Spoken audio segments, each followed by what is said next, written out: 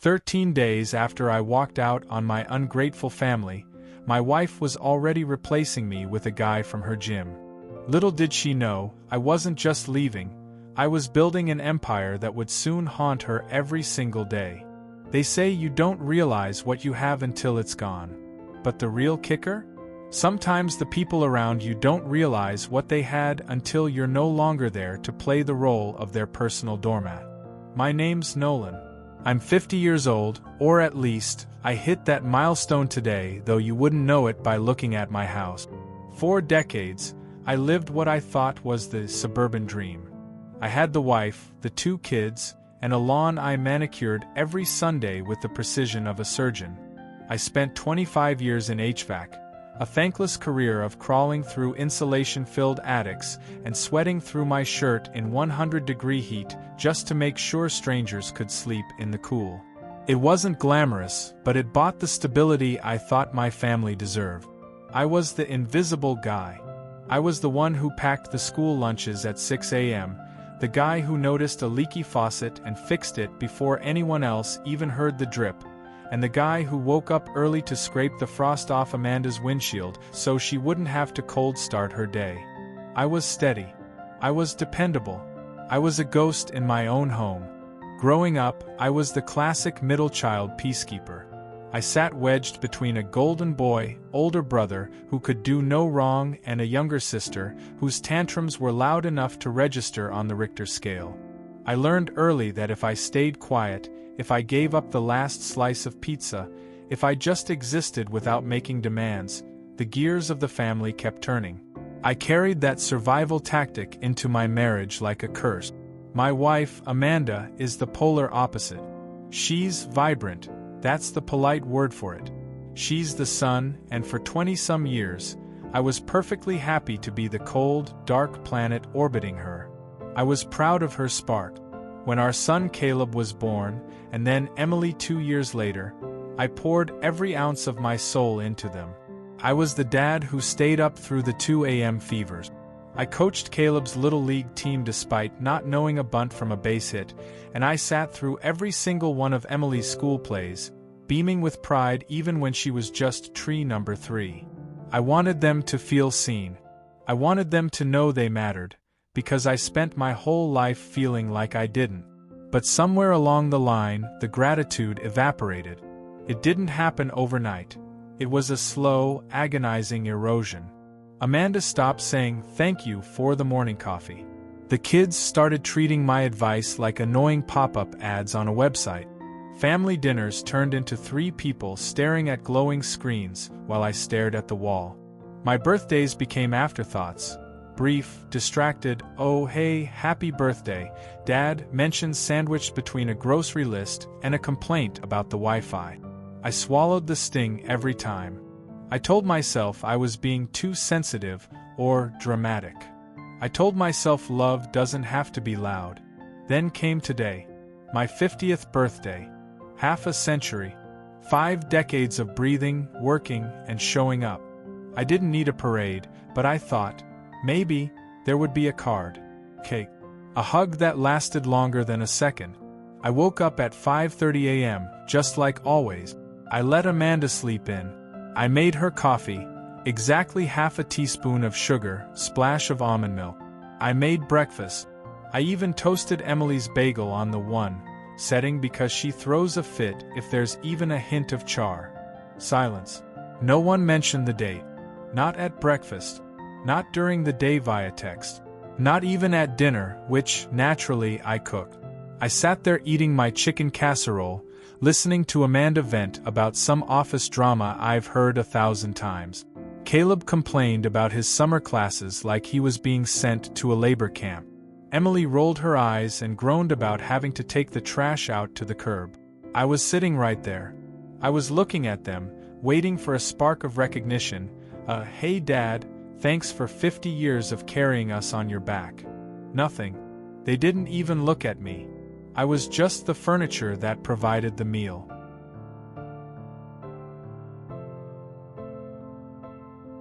After I finished the dishes, because God forbid anyone else touches a sponge, I walked out to the garage. The air was cool and smelled of motor oil and sawdust.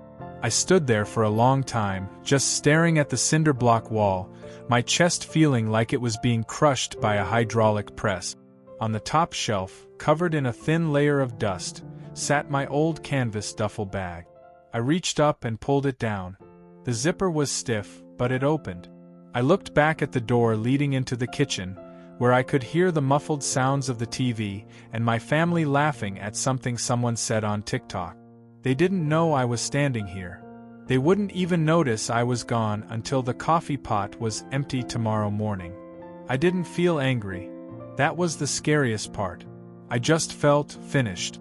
I started grabbing my tools from the workbench, one by one, and dropping them into the bag. It was time to see what happens when the invisible man finally disappears. I only needed to grab a few more essentials. Some clothes that weren't smelling of motel floor, my passport, and a weathered photo album I'd stashed in the garage years ago. I didn't want a confrontation. I didn't want the "why are you doing this to us?" speech that I knew would actually mean, "Who is going to fix the dishwasher now?" I parked 2 houses down, sticking to the shadows of the overgrown oaks. I slipped through the side gate and used the spare key hidden under the fake rock. The one I'd placed there 10 years ago and never moved. Stepping inside felt like entering a museum of a life I used to lead. The first thing that hit me was the smell of lemon polish. The kitchen counters were gleaming, absolutely spotless, with not a single stray dish in the sink. It was jarring. Amanda must have kicked into full-blown, performative martyr mode for her Facebook followers. I could almost see the caption, "Cleaning through the tears while he's gone." #strong single mom, #heartbroken. I made my way to the garage to grab the album, but as I turned back toward the kitchen, a bright splash of color caught my eye. There, on the fridge, was the family calendar. A massive red circle dominated the square for Saturday. Family barbecue, 3 p.m., everyone invited. It was Amanda's bubbly, aggressive handwriting. I felt the air leave my lungs. The backyard was already staged. The grill was scrubbed, the lawn was a perfect velvet green, and the patio furniture was arranged in an inviting semicircle. This wasn't some spur-of-the-moment, cheer-up gathering. This had been meticulously planned barely 2 weeks after I walked out. On the very same weekend they had completely forgotten my 50th birthday, they suddenly found the energy to host a gala. My gaze drifted to the mail pile on the counter. Bills, junk, and a shimmering pink envelope addressed to Emily. "So proud of our future nurse," glittered on the front. I opened it with trembling fingers. It was a card from Amanda's parents, gushing over Emily getting into her top-choice nursing program. I didn't even know she'd received the letter. No one had called. No one had texted. I stood in my own kitchen feeling like a common burglar, a ghost haunting a house that had already exorcised him. "She's already talking to that guy from her gym," a voice drifted down the hall. I froze, heart hammering against my ribs. It was Caleb. The sound was coming from Emily's room. The door cracked just an inch. "She says it's not serious," Emily's voice chimed in, sounding bored, like they were discussing a Netflix plotline instead of their mother's infidelity. But I saw the text. "She totally likes him. Dad's only been gone, what? 2 weeks. 13 days, Caleb corrected, followed by a sharp, cynical laugh. "Not that anyone's counting. I mean, are they even getting a real divorce, or is she just playing up the abandoned wife bit for likes? She told her friends he just went AWOL, so she's not exactly waiting around for him to crawl back."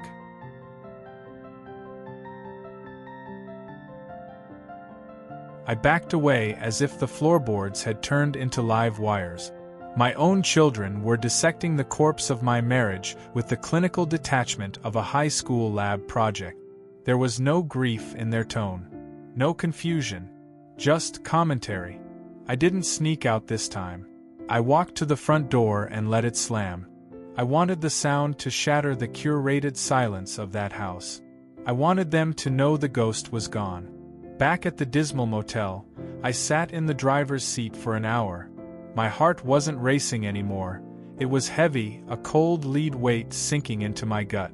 Every thread that had tied me to that life had finally snapped. I thought about the thousands of loads of laundry I'd folded while Amanda took mental health weekends at the spa. I thought about the 6 a.m. drives to volleyball practice where Emily told me I hovered too much when I tried to ask about her day. I thought about the way Caleb used to cling to my leg as a toddler before he became a stranger who only spoke to me when he needed gas money. I had raised a family of people who didn't know me. Worse, they didn't want to. A notification pinged. Amanda. A text, of course. Never a call. Can we talk? I stared at the screen, my thumb hovering over the block button. But then I looked at her profile picture. It had changed. It was a shot from the barbecue, her and the kids, radiant, laughing, holding drink. And there, in the background, was my favorite patio chair, empty. A twisted little tribute to the man who paid for the deck they were standing on. But it was the man next to her that made my blood turn to ice. A guy from the gym, his arm draped casually around her waist, grinning like he owned the place. It wasn't a family photo. It was a debut. I locked the phone and tossed it onto the stained motel bed. The grief evaporated, replaced by something sharper. Not a hot rage, but a cold, crystalline clarity. I had spent 50 years believing that love was an endless cycle of sacrifice, that if I gave enough of myself, eventually I'd be seen. But love without respect isn't a relationship. It's servitude. And as of this moment, I am officially retired from being a servant. Would you like me to draft the next chapter where Nolan begins the legal, scorched earth process, or perhaps a scene where he confronts the gym guy at the house? But I wasn't just going to fade into the background like some pathetic, cautionary tale in a cheap motel room. No, that version of Nolan, the guy who took the crumbs and said, "Thank you," was dead. If they wanted to play pretend, if they wanted to treat my 30-year investment in our lives like a subscription they could just cancel without a fee, then I was going to show them exactly what life looks like when the foundation walks out. I was going to do it on my terms, with cold, calculated precision.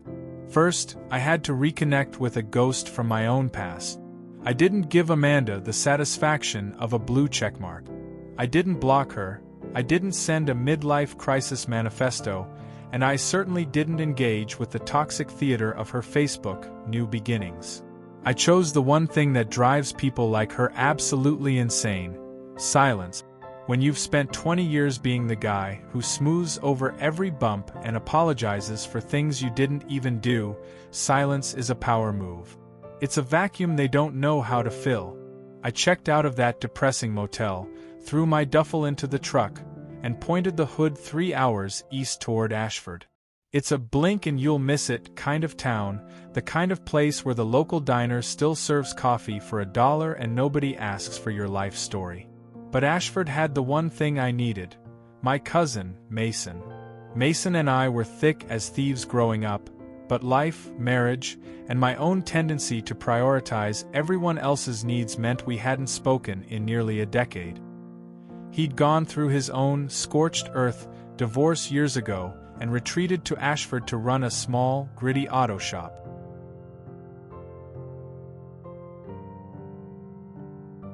When I called him out of the blue, my voice cracking just a bit, he didn't demand an explanation or a DNA test.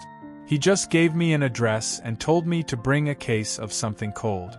Mason's place was a bachelor's fortress: faded siding, a porch swing that groaned like a haunted house, and a fridge that was 40% takeout containers and 60% hope. But the moment I stepped inside, the air felt lighter. It felt more like a home than that suburban museum I'd left behind. "You look like absolute hell, Knowles," he said, leaning against the doorframe with a smudge of grease on his forehead. "Appreciate the warm welcome, Maze." I managed a tired grin. He clapped a heavy hand on my shoulder, a solid, grounding weight. Kitchen, beer, talk. And God, did I talk. The dam finally broke. I told him about the 50th birthday that never happened. I told him about the chicken casserole I ate in a vacuum. I told him about the Facebook debut of Gym Guy, and the way my own flesh and blood talked about me like I was a seasonal employee being let go. All the years of being the steady one, the dependable one, the invisible one, it all came pouring out while Mason just listened. No platitudes, no, everything happens for a reason BS. When I finally ran out of breath, Mason leaned back in his creaky kitchen chair and let out a long whistle. You know, most guys wait until the third bottle of bourbon to admit their entire reality is a lie. You're efficient. I like that. He gave me a wry half-smile.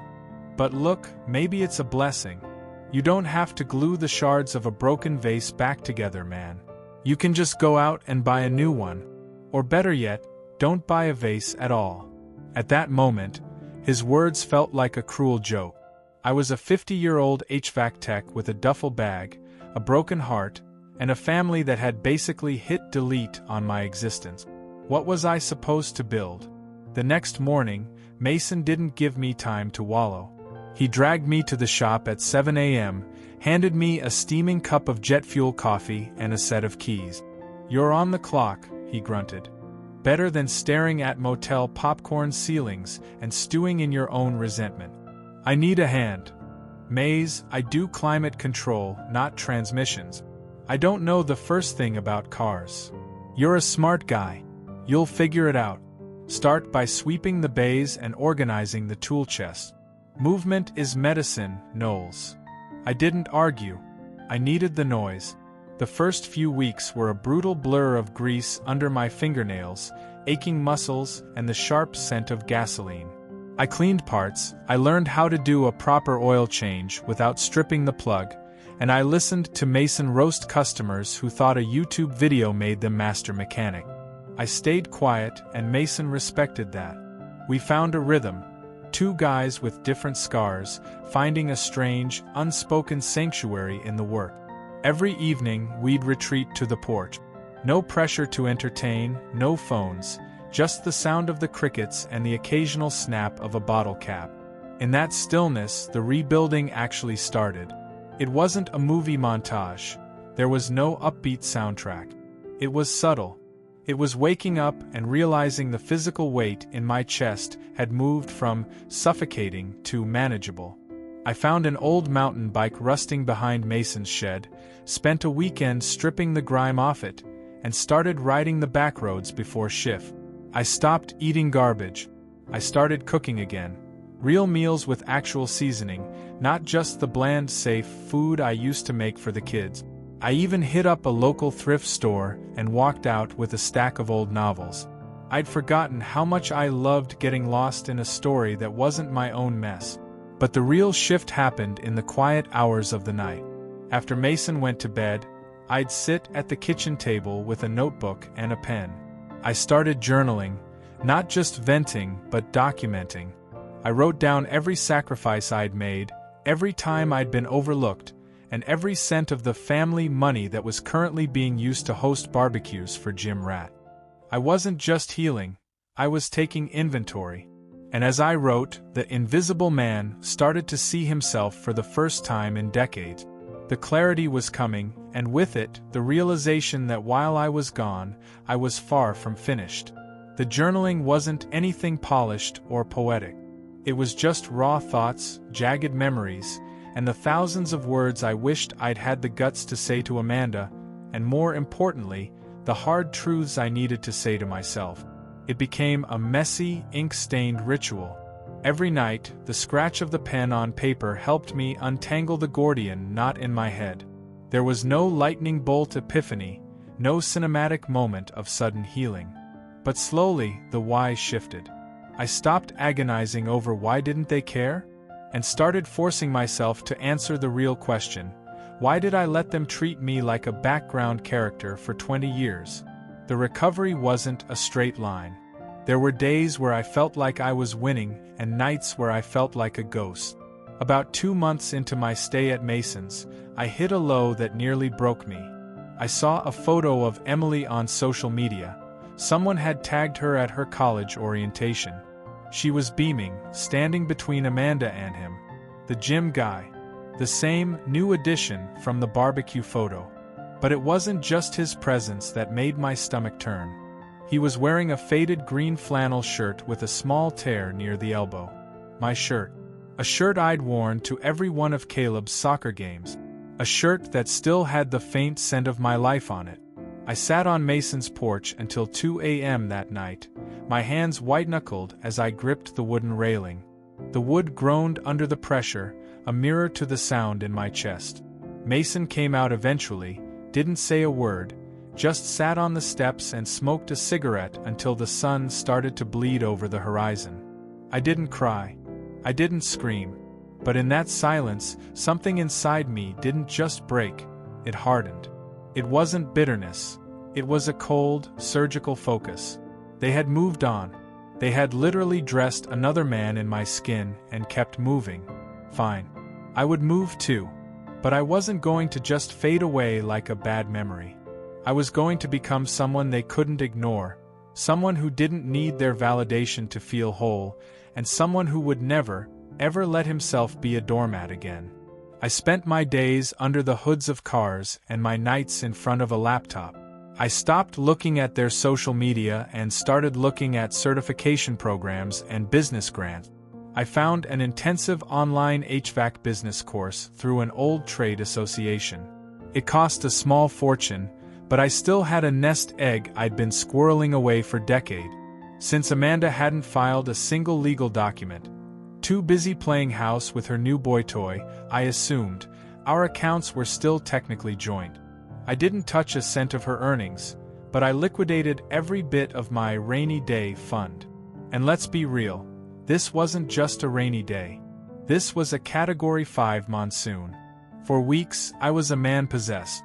I worked 10 hours at the shop, then studied until my eyes burned. I dove into profit margins, service contracts, and equipment leasing. I learned the high-level business side of the trade I'd spent 25 years doing the grunt work for. I learned how to negotiate with suppliers and how to manage a team. I was building a vision. The final match was lit by Mason. We were out in the back lot, wrestling with the rusted-out engine of an old Dodge truck. Mason wiped a streak of grease across his forehead and looked at the horizon. You know, Knowles, I've been thinking about selling this place. I stopped mid-turn with the wrench. Wait, seriously? He shrugged, his expression unreadable. Not tomorrow, but soon. I'm tired, man. The joints hurt. You ever think about running your own show? Not just being the guy with the wrench, but being the guy with the name on the door. That hit me like a physical blow. Did I? My whole life, I'd played the support role. I kept the house standing, the family fed, and the gears turning, all while staying in the shadows. But what if, just once, I built something for me? That night, I didn't journal about my feelings. I sketched out a business plan. It wasn't a pipe dream. It was a mobile, high-efficiency, tech-forward HVAC service. I decided to call it Northern Comfort Solutions. A little cheesy, sure, but it felt solid. I planned for the van, the specialized tools, and a website that looked like it belonged in this century. By month 4, I had a prototype logo, a rough draft of my business plan, and a new professional email. I even had business cards printed. I wasn't there yet, but I could see the finish line. And then, just as the air in my lungs started to feel fresh again, my phone rang. It wasn't a text. It wasn't a Facebook notification. It was a call. I stared at the screen, the name, Amanda, flashing like a hazard light. My heart did a slow, heavy thud against my ribs. I almost let it go, but a strange sense of curiosity, or maybe just the desire to hear the closure in my own voice, made me swipe right. Hello? Silence. Then a shaky, ragged breath. Hey, it's me. My stomach did a somersault. Her voice hadn't changed at all. That soft, melodic lilt that used to make me feel safe.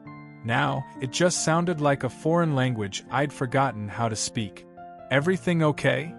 I asked, my voice as flat as the Ashford horizon. I just wanted to talk. In person. About what, Amanda? Another long pause. I could hear the wind on her end. About us. I looked out the window at the sun setting behind Mason's garage, the long shadows stretching across the gravel lot. There is no us, Amanda. I thought the guy in my flannel shirt made that pretty clear. I know how it looks, but I miss you, Nolan. Truly. And the kids miss you too. I let those words hang in the air, cold and heavy. I didn't feel the rush of warmth I would have felt 6 months ago. I just felt a profound, hollow sense of irony. You miss me. I repeated, the words tasting like ash. Or do you just miss having someone to do the dishes and pay the mortgage while you live your other life? Emily talks about you all the time now, Nolan. And Caleb, he's been asking when you're finally coming back. I almost lost it. I had to bite the inside of my cheek to keep from letting out a dark, jagged laugh right into the receiver. Now they missed me? After months of icy silence, after letting me vanish into the night without so much as a check-in text, suddenly I was the man of the hour. It's funny how people only value the oxygen in the room once they start suffocating. I'm not the same guy who walked out of that garage, Amanda, I said, my voice as steady as a heartbeat. I can hear that, she whispered, and for the first time, I detected a tremor of genuine fear in her tone. You sound different. I am different. I ended the call shortly after. I told her I needed time, that maybe, eventually, I'd think about a face-to-face meeting. But the truth was, I wasn't ready. I wasn't ready to scream, I wasn't ready to forgive, and I certainly wasn't ready to go back to being the guy who fixes the faucets and disappears into the woodwork. I had work to do.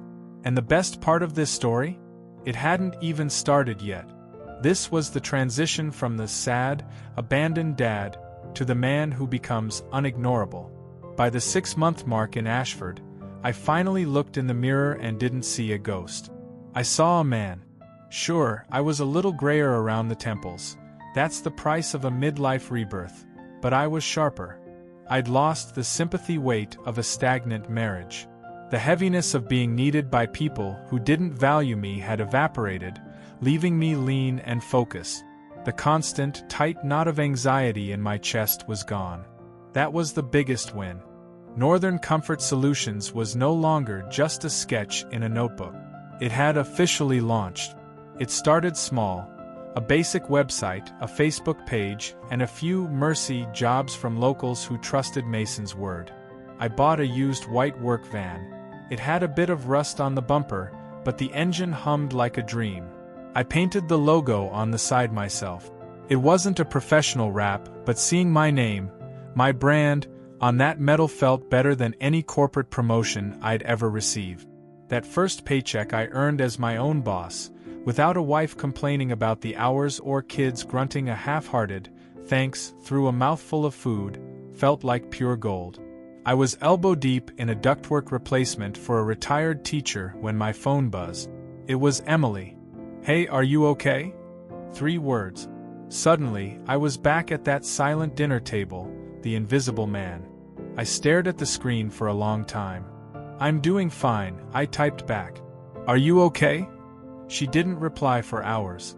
Then, it's weird without you.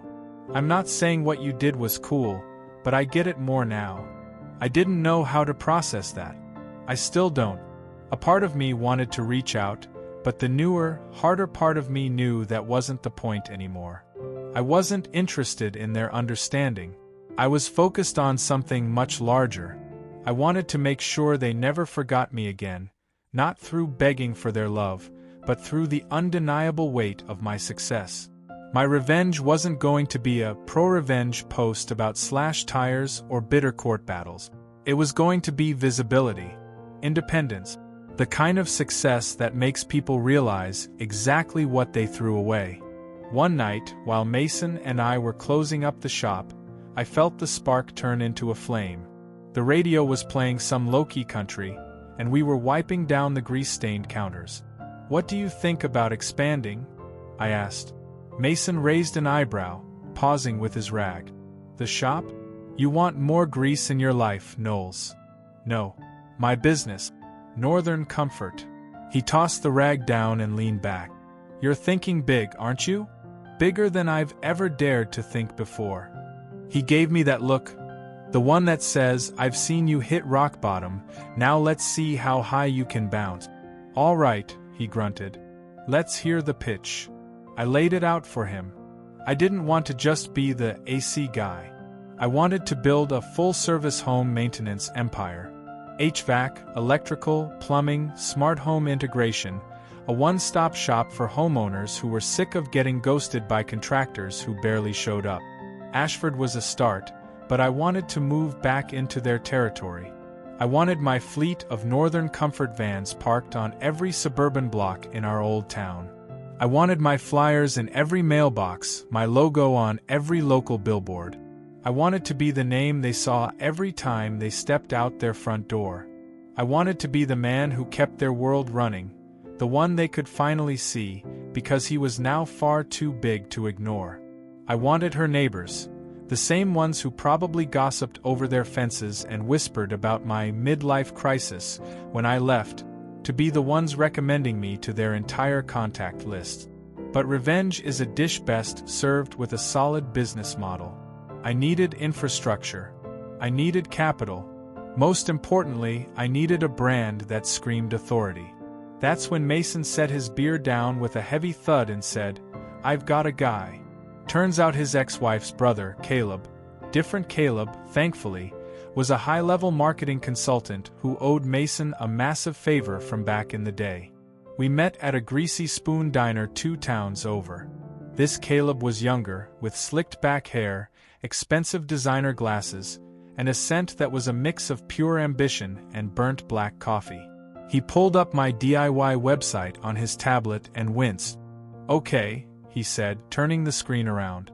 This looks like it was designed by someone's dad in 2008 who just discovered clip art. I didn't blink. It was made by someone's dad.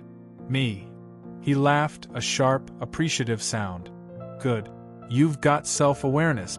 That's the foundation. Let's build the skyscraper. Within a week, his team had gutted my image and rebuilt it from the studs up. I had a professional brand kit. A sleek, modern logo, navy and gold uniforms that looked like they belonged on an airline pilot, and a fleet of color-coded vans. He even had me shoot a high-def promo video. I didn't act. I just walked through a job site, tools in hand, talking straight into the camera about my 25-year commitment to honest, reliable service. No gimmicks, just the grit. We blasted it across Facebook and YouTube, targeting every zip code within a 50-mile radius. A local lifestyle blogger picked it up as a success after 50 story. Suddenly, the phone didn't just ring, it exploded. Northern Comfort Solutions wasn't just a side hustle anymore. It was becoming the gold standard of trust in the county. And then, fate handed me the ultimate main character moment. I was sitting in my van, inhaling a quick sandwich between calls, when an unknown number popped up. Northern Comfort, this is Nolan, I answered, using my professional boss voice. Hi, is this Nolan Grant? My name is Caroline Douglas. My neighbor gave me your number. Our AC has been dead for 3 days, it's 90 degrees inside, and our usual guy is booked out for a month. We're miserable. I grabbed a napkin and jotted down the address. The street name sounded familiar. Caroline paused on the other end. Wait, you're the Nolan Grant, right? Amanda's husband. The air in the van felt very still. I'm Nolan, I said carefully. I was Amanda's husband. Yes. There was a long, awkward silence. I could almost hear the gears of suburban gossip grinding. Oh wow. I didn't realize you were doing this now. I mean, doing it for yourself. 25 years in the trade, ma'am. I just finally put my own name on the truck. She cleared her throat, her voice dropping an octave. Well, I'll be honest with you, Nolan. I didn't know what happened between you two, but Amanda, she made it seem like you just vanished and left her high and dry. But seeing your ads everywhere, seeing you actually building something, well, I'd rather give you the business. Can you come by tomorrow? That one job was a domino. It turned into 3 more on her block, then 5 in the next subdivision, then 10. Word spread like a wildfire in a drought. People I hadn't spoken to since my kids were in diapers were calling me up. "Hey Nolan, remember me? We used to bowl on Thursdays. My furnace is making a death rattle." Or, "Nolan, my mother-in-law swears you're the only honest tech left in the state. Can you check my water heater?" Every time I said yes, I felt the web tightening. By the end of month 8, I had to hire 2 full-time tech. By month 9, I had 4. And then, I made the move that truly signaled my return. I opened a second office, a sleek, brick-and-mortar storefront right in the heart of their town. It was small, humble, but undeniably professional. I chose a space exactly 2 blocks away from Amanda's favorite yoga studio.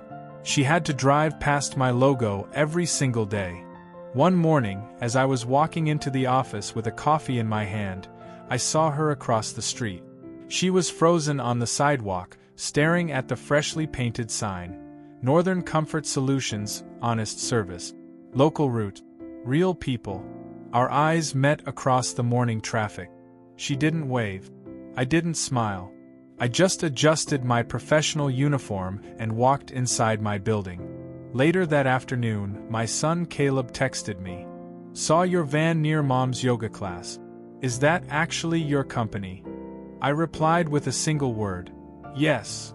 A minute later, his bubbles popped up. "Looks good. No apology. No, I'm sorry we treated you like trash." But I didn't need it. Let them sit with the discomfort. Let them wonder how the man they treated like background noise became the loudest name in the community. But I wasn't finished. I had one more card to play. Amanda had planned a neighborhood appreciation night, a charity fundraiser for the local food bank, hosted right there in the same backyard where she'd celebrated my replacement at a barbecue. She was advertising it all over Facebook, looking for local business sponsors. Mason saw the post first and showed it to me with a predatory grin. "You thinking what I'm thinking, Knowles?" I nodded slowly, a cold, calm certainty washing over me.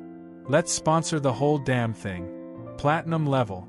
I want my logo on every napkin, every flyer, and every announcement."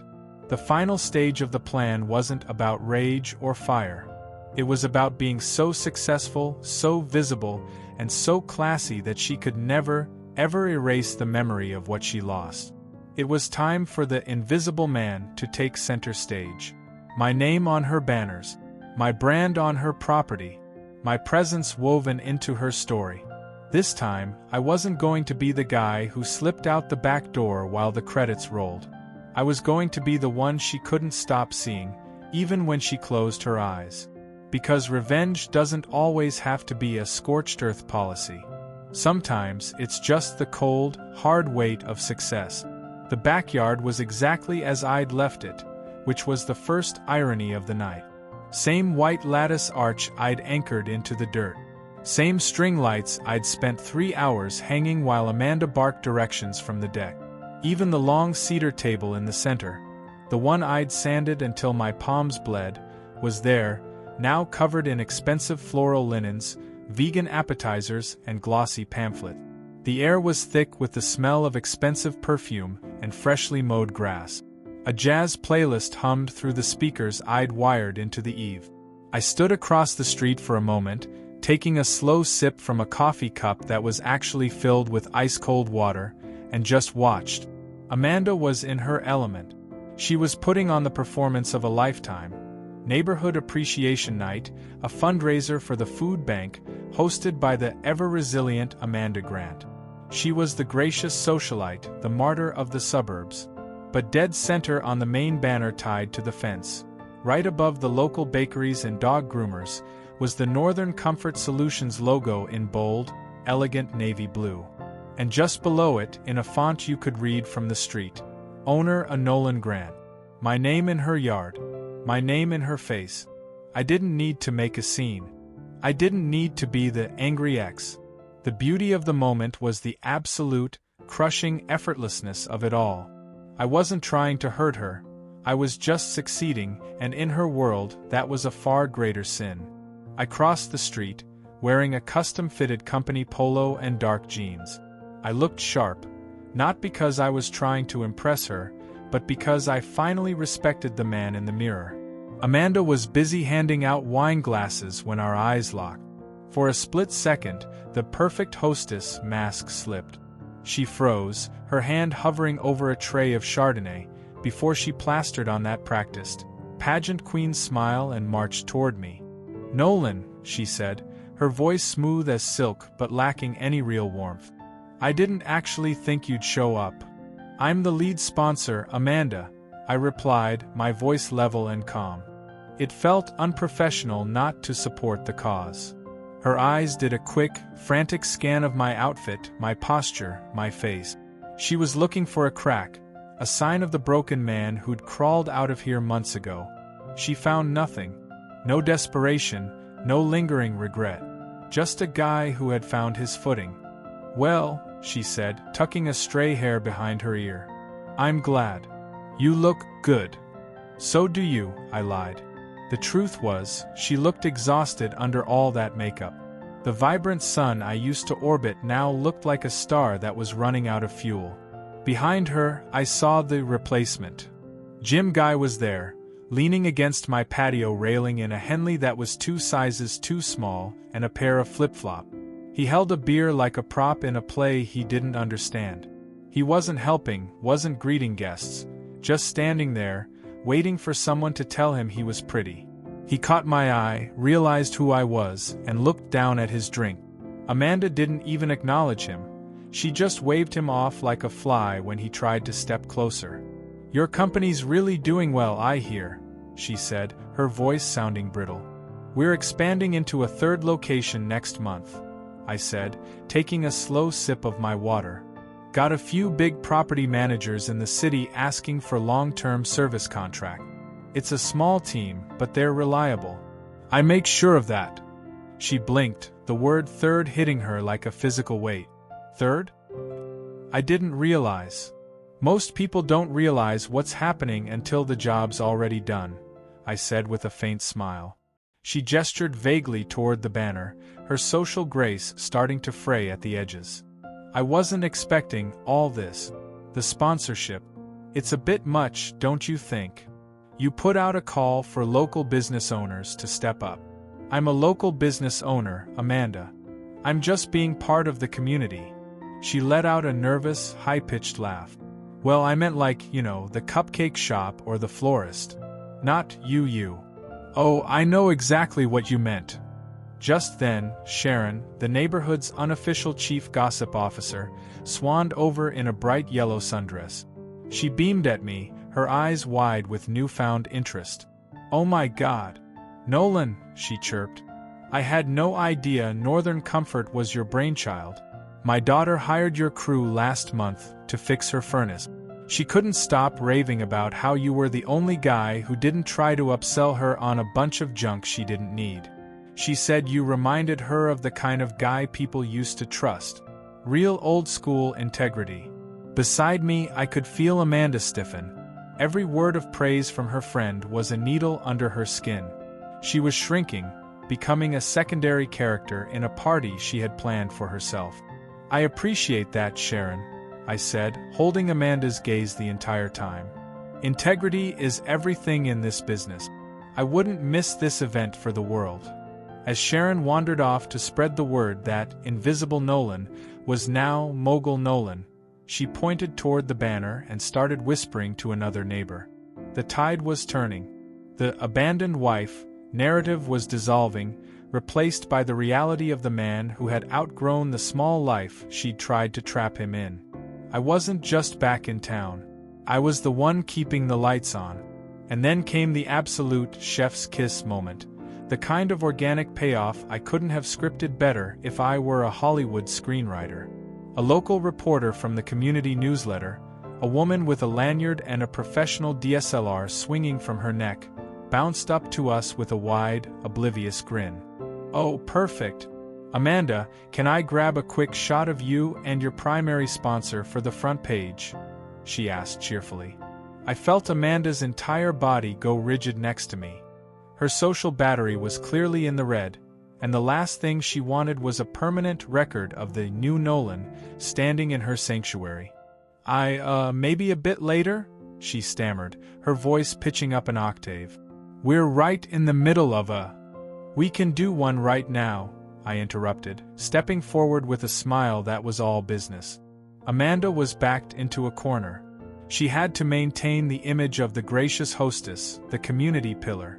She stood beside me, her posture stiff as a board, her smile looking like it had been surgically stapled onto her face. The flash clicked once, twice, 3 times. In those brief bursts of light, I saw it in her eyes, the tiny, irreparable fracture in the porcelain mask. This was her turf, her party, her narrative. And yet, there I was, the invisible man, literally outshining her on her own lawn.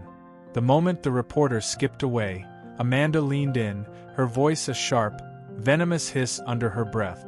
"Are you enjoying this, Nolan? Is this what you wanted? To humiliate me?" "I'm just present for it, Amanda," I said, my voice like cool water. "That's all. For 20 years, I was part of the background. I'm just stepping into the light." I didn't wait for her retort. I walked away, weaving through the crowd I used to hide from. The best revenge isn't about some dramatic, soap opera showdown. It's about clarity. It's about becoming so undeniable that people have to squint just to look at you.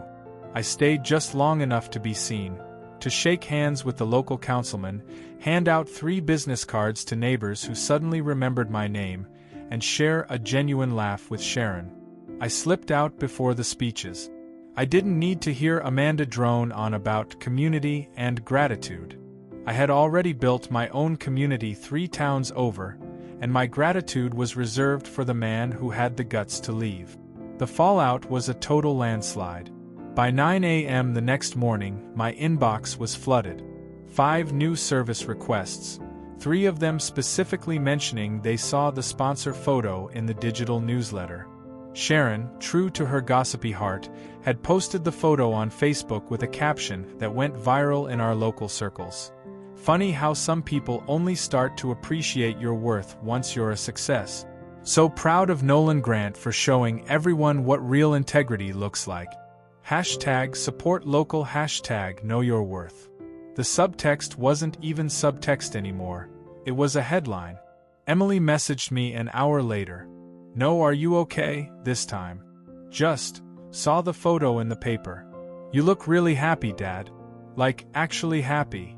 I typed back 2 words. "I am." Then came the email I'd been waiting for. No subject line. Just a few sentences from Amanda. "You made your point, Nolan. Congratulations. I hope the business was worth the family you destroyed." I didn't respond. I didn't need to. This was never about making a point to her. It was about making a life for me. I archived the email and went back to work. Over the next month, the gym guy quietly evaporated from her social media. The rumors through the suburban grapevine said the vibrant spark was gone. Her yoga studio started losing clients. People were whispering that she seemed weirdly cold and distracted. Meanwhile, Northern Comfort Solutions was a rocket ship. Mason officially came on as a silent partner, and we secured the lease for our 3rd location in the city. I started hiring veterans, guys who, like me, had spent their careers being overlooked and undervalued. I didn't just give them a job, I gave them a stake in a company that actually gave a damn. Northern Comfort became a message. It was for every guy who sat through a forgotten birthday, every woman who did the thankless labor while the world ignored her, and anyone who ever felt like a ghost in their own home. I wanted them to know, you aren't weak. You're just surrounded by people who don't deserve your strength. The final chapter closed on a random Tuesday, exactly 1 year after I'd pulled that duffel bag down from the garage shelf. Amanda called. I let it go to voicemail. I listened to it later that night, sitting on my own porch in Ashford. Her voice was soft, deflated. I was going through the garage today. I found that old, rusty toolbox you used to keep under the stairs. The one with the broken latch. I remember how you used to fix everything, Nolan. Every toy, every leak. I guess I didn't realize back then that you needed fixing too. I wish I had paid more attention. I really do. That's all for today. If you enjoyed this story, make sure to drop a like and subscribe for more content like this. I'd love to hear your thoughts in the comments below. I try to read as many as I can. Thanks for watching, and I'll see you in the next one. Take care.